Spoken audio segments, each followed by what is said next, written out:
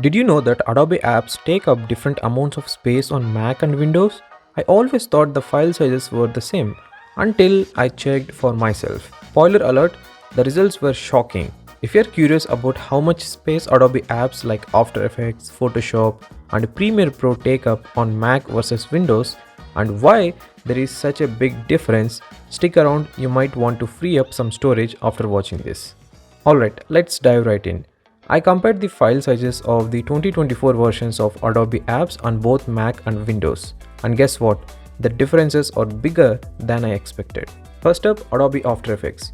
On Windows, it takes up 4.08 GB, but on Mac, it is a whopping 6.08 GB. That's almost 2 GB more on Mac.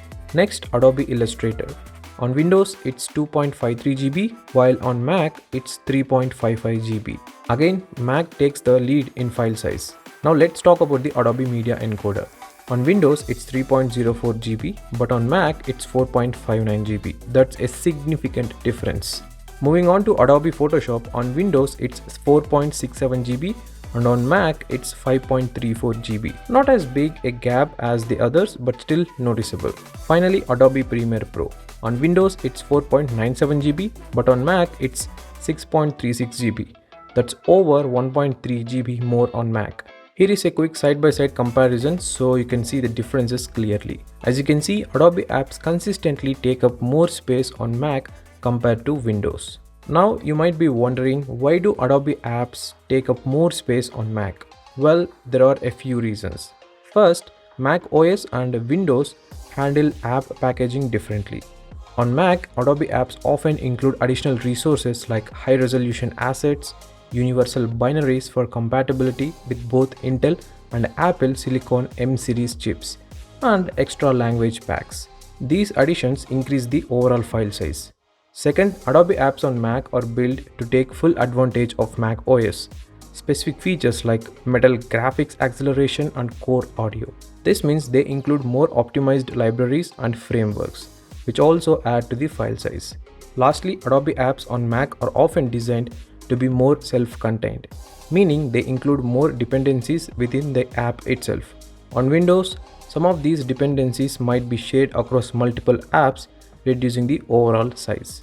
Now let's talk about optimization. Are these Adobe apps optimized for both Windows and Mac M-series chips?